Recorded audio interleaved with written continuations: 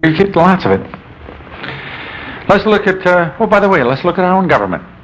The United States government directly owns outright over 700 private industries and businesses, making it the largest private cartel in the world. Ansco Film is a totally owned government company, for example. And holds... Ansco Film, yes. They, in the private sector, are the largest cartel in the world. We are following Adolf. You see, the only thing they haven't got yet is total price and wage controls. But notice the balloons. Mr. Welch has been telling you for years, they're pushing, the inflation is going to be I have a doctorate degree in economics, and I don't want to throw that around as an authority at all, because I look upon that as only a statement that I know all the things that aren't true. But there's one thing I did learn. Only one, they didn't tell me this, but I did learn it. You see, you sometimes you think a little bit on your own, just try it a few minutes, it isn't really that hard. There's only one institution that can create inflation. There never has been a wage price spiral, and there can't be one. See, all the strikers in the world can strike all they want. They can't get a wage increase unless the company can pay it. And the company can't pay it unless they can get it away from the customers. And the customers can't pay it unless there's an increase in the money supply. And the money supply is increased by government. How is it increased by government? By deficit spending. Deficit spending increases the purchasing power in the hands of the public without taking it away in the form of taxation, leaving a net surplus of purchasing power without an increase in goods and services. With increased purchasing power, without an increase in the goods and services, the price of existing goods and services must rise to meet the purchasing power. Inflation is not only happens, it's instantaneous. It is a direct and instantaneous result of deficit spending. Only government can create it. But government doesn't say, therefore we're going to balance our budget to fight inflation. No. They're going to need wage and price controls to control wage earners and competition. To control them. When you control a man's wages and earnings, you control his family and his actions, and he becomes your vassal. The key to total control, dictatorial control, is wage and price controls. And you see the balloons all up? Inflation is terrible. And you notice, they tell us for years that our government monetary system and our financial policy, our fiscal policy, is to run surpluses in good years and deficits in bad years to even out the purchasing power, to stop the cyclical movement of our economy. But during the prosperous years, we run bigger deficits than ever. When do we have those surplus years? We don't. Today, the United States government owes in debt over $1 trillion. Over 1,000 thousands of millions, or over 1 million millions. Well, you say, oh, the federal debt isn't that big, but you're only looking at the general fund. Let's take all the government corporations and activities and take their total bonded indebtedness, and it exceeds 70% of the market value of all land and property, real property in the United States. That's a lot of money. But the interesting thing is this: somebody earns 60 thousands of millions a year interest, taken by force from the American taxpayers, for which these people gave nothing. They created debt by an ink entry on two sides of a piece of paper. And for that ink entry, they extract legally, by the Internal Revenue process, 60,000 millions of Americans' earnings annually. But you couldn't extract that without big debt, could you? Legally, you would have to use the old machine gun technique. Now you have your collection guys, the IRS. do it in nice suits and shirts and ties. And you go down and cower, wondering how much you're going to steal this time, and I hope you don't steal too much more than I got. And you're supposed to go in there and cringe before the thief who stands there in regal splendor and demands that you come in and turn over voluntarily the loot. Well, part of the game. Pretty sharp, you got to admit. Brilliant. Brilliant. And all for the poor. Remember that. It's all for the downtrodden. Oh, we'll look at the downtrodden later. They're really lovely. The wonderful people who have helped out our downtrodden. It gets me right. No, it's on this side. Right there. Anyway, Nazi Germany, totally fascist. State comes first. The Reich comes first. And you pay. For everything is controlled by the state. Let's take a look. We got 5 minutes to lunchtime. I'm getting a real quick thing of it. Let's take a look at socialism. British Fabian socialism. The means of production, only the major means of production are taken by the state. You control all finance, all utilities, all communication, all transportation, all raw materials, and all heavy industry, and you control every businessman. All you have to do is manipulate your prices, your monopoly prices, and you can extract anything he earns. You don't have to go down and run his shop. See, he's got to buy from you his basic services. You set up the monopoly now only on the major means of production, and through price fixing, you can rob anyone you wish. And he has no choice to go anywhere else. It's supposed to take a smaller bureaucracy, a little more efficient. Let's take a look at the communist. The communist says, means holding in common, hogwash. It means dictatorship of the proletariat. It means a small clique of 36 men in the Soviet Union owning everything. Let's take a look at what communism really is.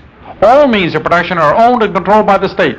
The consumer has no choice between where to go to buy imports, no choice of the sale of exports. There's no choice of where to work. All products and all production is in this monopoly in the hands of the state. All finances, a monopoly. All communications, a monopoly. A total monopoly. No control at all by the consumer pressure on anything. All farms, farm machinery. But more than this, the communist says that the whole state is one vast productive plant. It is one factory unit. That means everything in the state is a productive unit to serve the state. Now let's take a look what this means. This means that as any businessman knows, he buys a machine when it's new and efficient, tolerances are high, and it's the latest thing. It's used in first-line production at a high price output, and the machine now has a very high price, doesn't it? As the machine gets old and sloppy and gets out of date, it's put in second-line production, and its value drops, doesn't it?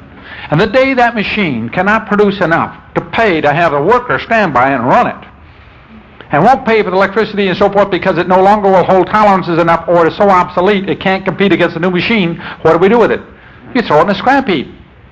Notice when the human being now is looked upon as a productive unit, he must be measured and controlled like you control any productive unit, raw materials or any other machine. That means that the human being now must be recreated, educated, and trained to serve the state in his productive capacity. He cannot be influenced by moral concepts and religious concepts that would make him less efficient in the serving of the state and being happy and staying in his indicated role of production. Notice when he is young and capable of producing an awful lot, he might be able to live fairly well. But as his productivity drops, in order to get a profit off the man, you must reduce what you give him.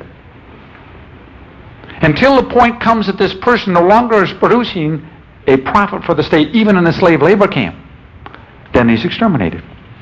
For no longer is he useful. It would be a waste to society to maintain people who are consuming more than they're producing.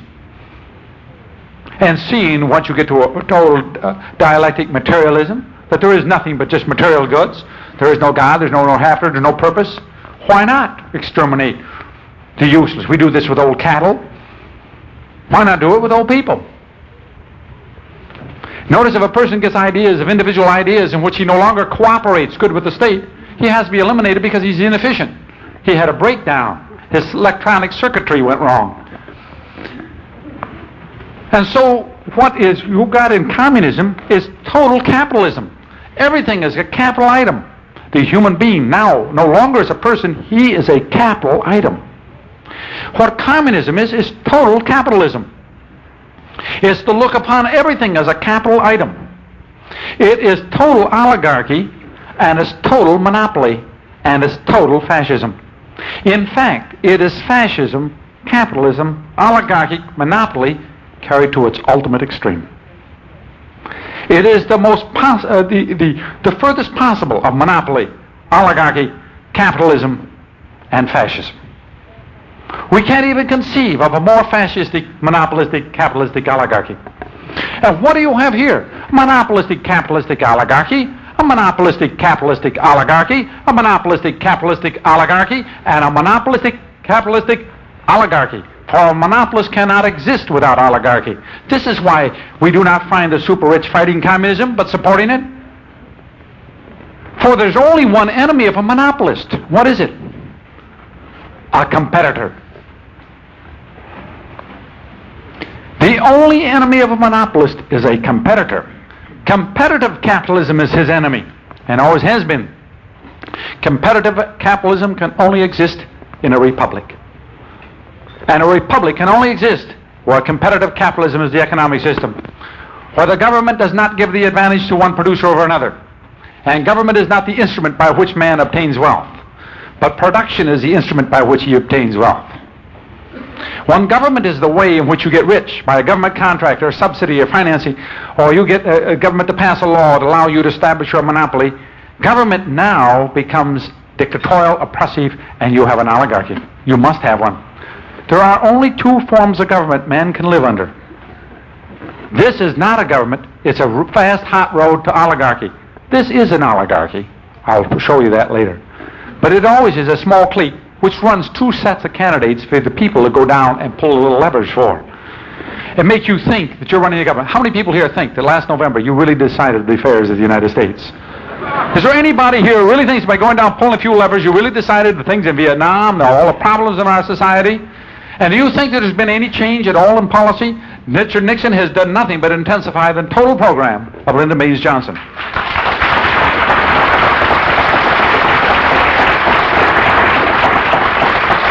There can't be, for both of them belong to the same organization headed and organized by the Rockefellers. And always have. Richard Milhouse Nixon is a CFR member, and he writes for the magazine and is right. Well, for an example, let's take a look at some CFR members. This is a Council of Foreign Relations created in 1919 by employees of Rockefeller. Christian Herter, Alan Dulles, John Foster Dulles, and the boys. We have people like Dewey, Stevenson, Eisenhower, Kennedy, Nixon, Johnson, Hubert Horatio Humphrey. You can get Tweedledee or Tweedledumfrey anytime you want them. They put both of them up for the show, and they put up, those same people have put up both candidates for both parties in every election of this century, without exception. Without exception. And I know, you're thinking back now, clicking along. We can get into that a little later. But I just want to wrap this up. There are only two economic systems possible.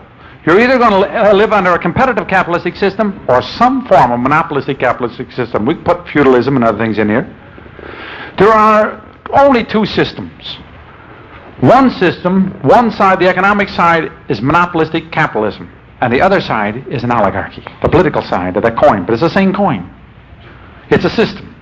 There's another coin, another system, which the political side is a republic, and the economic side is competitive capitalism. You're either going to live under some form of monopolistic capitalistic oligarchy or a competitive capitalistic republic. There aren't any others, and never have been, nor can there ever be. And that kind of simplifies, I think, the whole thing down from 256 forms of government to 2. And for that, let's have lunch. Let me warn you again of something where so many people who hear this talk make a mistake in their thinking. and that is that I'm attempting to educate you. I'm not. I'm attempting only to give you a broad overview of a problem so that you, and as you educate yourself, can put the different pieces into perspective, into context. This is only really kind of a roadmap and not intended to be any thorough education. And I have here one little book I meant to mention before lunch, and you will find that they will be sold out in a matter of a few minutes because they do not have, I know from an audience of this size, excuse me, it fell down, that it will sell approximately double of what there are, what we have available. But if you would leave your name back there when they run out and give them $1, they will send you a copy just by putting your name on a card. And that is a little book called The Law, written by Frederick Bastiat 120 years ago. Could we cut out the discussion a little bit, please? Please, if there's anything really important and you'd like to bring it up, let's stand up and get the announcement done. Otherwise, let's wait until the break, please.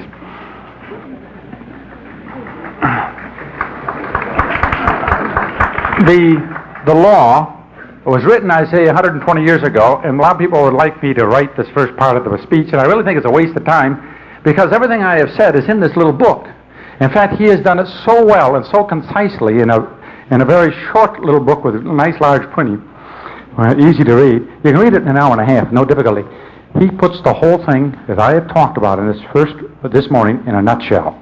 So beautifully and so succinctly, I don't know how anybody could improve upon it. And remember, this man is a member of the French Parliament. 120 years ago, this was known. These ideas aren't new. In fact, the idea is something we have lost and a treasure we better refine.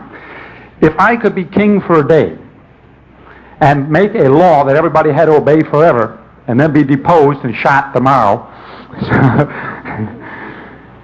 my law would be that no one could get a high school diploma unless they understood this book. Not agreed with it, understood it. I'd have no fear for this nation or any nation. Or the population understood the principles so clearly laid down in this book, it'd be impossible for a dictator in that society. The reason why dictators can rise is because the people have made a key mistake of thinking that government solves problems. Government creates them. People don't enslave people. Governments enslave people. People don't go to war. Governments go to war. Not people, not nations, governments. Let's take a few little rules of political science. Rule number 1 in my summation here. During periods of war, governments always increase their power. 2, history shows that the more powerful a government, the greater chance of it going to war. It goes to war more often. 3, since war increases the power of government, and more powerful governments have a greater propensity to war, war breeds war and dictatorship. 4, power corrupts, and absolute power corrupts absolutely. It is power that corrupts government. No man is worthy or can be trusted with power. There is no man so noble that he can be entrusted with dictatorial power. Never has been, and if there was one, he wouldn't be a dictator. We can go over a few more. Power is never created. Power is only transferred. If you have the power to decide where you're going to work, then the government doesn't have the power to decide where you're going to work. If the government has the power to decide where you're going to work, you don't have the power to decide where you're going to work. When you have the power, it's a liberty. When the government has it, it's a lost liberty. Every increase of power of government is a decrease of liberty of the citizens. When the government has all power, the citizens have no liberty. The power of government is therefore inversely proportional to the liberty of the citizens. All you have to do to lose your liberty is to ask government to increase its power. You let government, any government, increase its control, and you become its slave. The enemy of liberty is always government. He governs best who governs least. When you look to the solutions of problems to government, you must give to government the power to rule you. When you look to government for your subsistence, it becomes your master and you its slave. We'll go even further. In the insurance business, we talk about a thing called friendly and unfriendly fires. Now, a friendly fire is in the furnace. When that same fire gets out of the furnace and starts running up your wall and your draperies, it's called an unfriendly fire. Notice, it's both fire. It's all the same thing. It isn't a matter of whether it is fire or not. It's whether it is your servant or your master. Government properly limited and contained to the proper just functions is a friendly government. When government is allowed to expand its affairs beyond those of protecting life, liberty, and property, it becomes an unfriendly government. It is at best a dangerous servant, and at worst a fearful master. The purpose of maintaining liberty, or the whole goal of maintaining liberty, is to keep government contained and make it a servant, not your master. It does not supply your needs. It only protects your right to earn your own need. This is what government is to be. This is the difference between a republic and a democracy. A democracy, the government says, you can live off of everybody can live off of everybody else. It's a fraud. It's impossible. A child knows better. Again, it takes 20 years in order to buy that malarkey of indoctrination. Anybody who tells you that you can get that somehow, youth is being given this impression that the things they live off of come magically, somehow by a productive system or something other, by something called society. There is no such thing as society. There are people, individual people. There isn't anything else. There's no such thing called mass, group, society, community. There are people. And as long as you want to keep talking about this mass and society, then it leads you to go into this very dangerous, deceptive self-deception of trying to manipulate and come up with grandiose schemes of how you can force other people to do the wonderful things you know they should be doing. Notice that every liberal comes up with the idea that he knows best what you should do, and you're going to do it or else. The key to every liberal program is to force you to comply to what the liberal says is right. A true, I don't like to use the word conservative because I'm not trying to conserve the present system. I am a true libertarian. I am for the overthrow of the present system.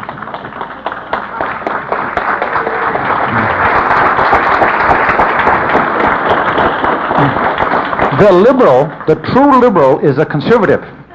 He wants to conserve the present system of robbery, but he can't conserve it because it's got to get worse. You see, there's no way to maintain a half a state of socialism. For the number of people to robbing must always increase, and the number of people being robbed must decrease until collapse. There is no preserving it. You cannot hold at the present degree of socialism. It cannot be held. It must go one way or the other. You either have to reduce it or it'll increase. No stagnation or status quo is possible. I have another thing, a piece of philosophy I'd like to give to you. I think all things that happen because somebody made them happen. And I think if you don't like what's happening, then you better do something to make something else happen. And if you don't do anything to make something else happen, it isn't going to. And sitting and wishing isn't going to make it so. You can sit around and spitball and read all the books you want and become the best educated person in the concentration camp. To me, that's a waste of time. I don't want to know how I got there.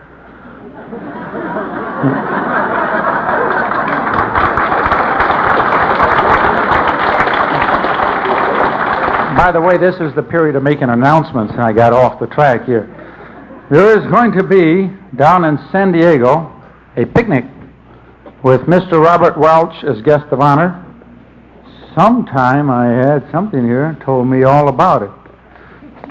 Oh, here it does. On Sunday, July 20th, 1969, the 5th Annual John Birch Society picnic at 10 a.m. in the Big Oak Ranch, Frontier Town. Somebody, all right, I got that one there. Now, I did do the location of the restrooms. They are down the hall for those who missed that one. There are some theater party tickets. I don't know what that is, but I imagine they're available in the back. We will, at the end of this meeting, have coffee in the back and punch on both sides. So I hope to handle you a little quicker that way. There is in the back of the room, as you go out, tables, coordinator tables. If you have any questions about the society and you want to talk to members of the staff, they will be located at the tables, and the literature tables, of course, at the back. I don't need to tell you about the need for a ticket for lunch. Obviously, I can skip that one. So there we are. We've got the, I think, the business taken care of. And again, let me reiterate that if you want a text of my morning's talk, just read the law. It's right there for $1, and you can do it in an hour and a half, and half the time you can listen to the tape. So with that, let's move on to our next subject of the day. And that is, we've covered political science and economics. Let's cover a course of history. Now, the history I'm going to give you is not the history you got in school. In fact, very little of it you've ever heard of before, unless you've done some digging. And those who have done the digging know where I'm getting my material from. Let's look at history itself as a, quote, science, end quote. You hear these people saying, well, here's an objective history. What an excellent objective history. There's never been an objective history. There never will be one. There can't be one by the very nature of history. You see, any history to be written about anything has to be a very, very small percentage of the total information and events available. And the events and information available is a very, very tiny bit of the actual events that really took place. And the real history isn't really the events that took place, but the causes of the events which were decided in the back room that nobody knows about or isn't talking about. The vast quantity of historical data can never possibly be recorded. Any history which is written by the very nature is a highly selective or selected events for reporting. Well, I'm going to assume something here, and again, this is a false assumption, and that is that the histories that are being taught in our schools today are true.